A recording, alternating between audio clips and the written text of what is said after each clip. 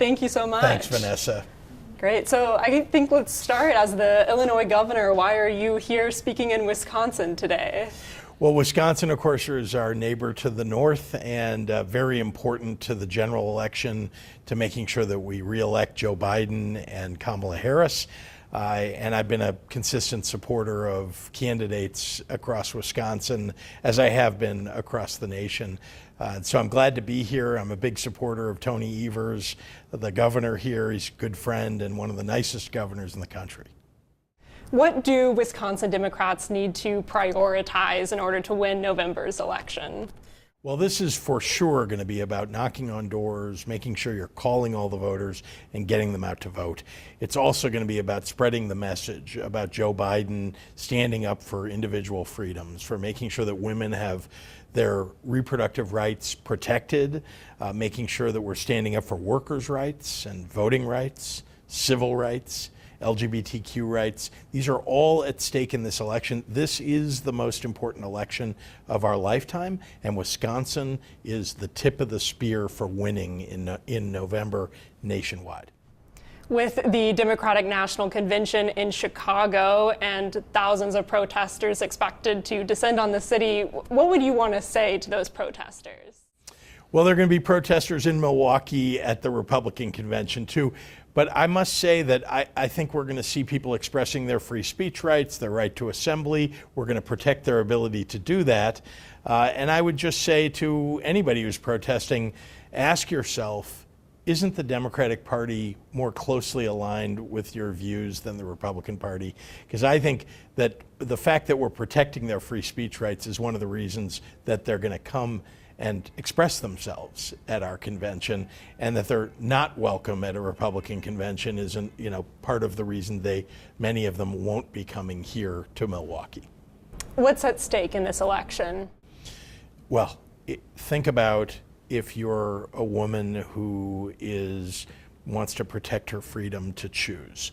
Think about if you're a young person who wants to go to college, can't afford to do that, and which of these candidates is going to make that more likely for you. Think about if you're a worker who simply wants the right to organize and bargain for a decent wage. Think about if you're a minimum wage worker and Donald Trump is opposed to raising the minimum wage and Joe Biden is in favor of it. Which candidate are you going to vote for? All of these things are hugely important in the lives of ordinary Wisconsinites and ordinary Americans. And so it's important that people see the contrast and understand it, because Joe Biden is fighting for you. And why is Wisconsin going to be so consequential in this election? Well, as you know, there are about 7 states that are referred to as swing states. Wisconsin is consistently one of those. But think about what's happened here in the last 3 elections. In Wisconsin, Democrats have won in 2018, in 2020, in 2022. We need to win in 2024 in Wisconsin in order to win the Electoral College and put Joe Biden back into the White House along with Kamala Harris. I'm really excited about what's happening here. It's why I think the attention is on Wisconsin, because Wisconsin is always at the cutting edge. Wisconsin is always a very close state. But Democrats are edging toward winning every single time. We want to do better than edge here this time, and we're all going to be working at it.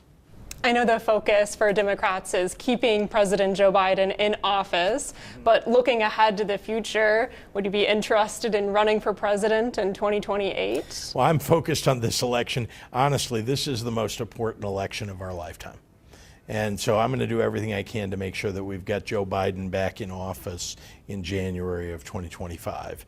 As far as I'm concerned, I love the job I have in Illinois. I'm the governor. There's so many great things that I get to do every single day, wake up and make people's lives better. We have a lot on our agenda to do for the state of Illinois, and so I'm happy with the job that I have. How do you envision the future of the Democratic Party?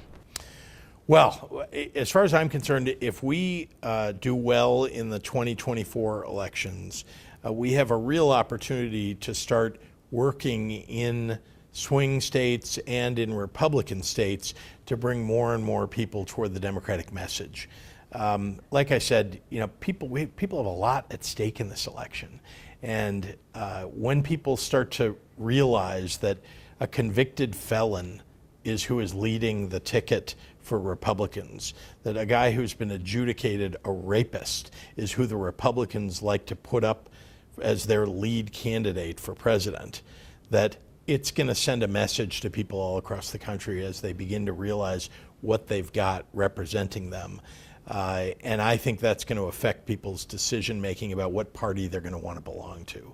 And so we're going to see a decade of Democratic success as a result of people recognizing how bad the Republican Party has moved toward extremism.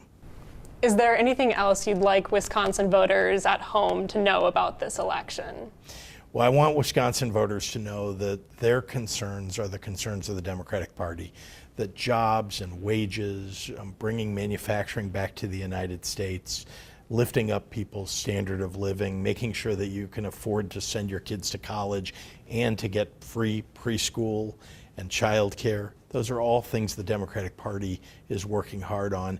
And I guess I'll finish by saying we're the party that's standing up for women's reproductive rights. I think that's going to be a very important issue in this election, along with the values of the two candidates.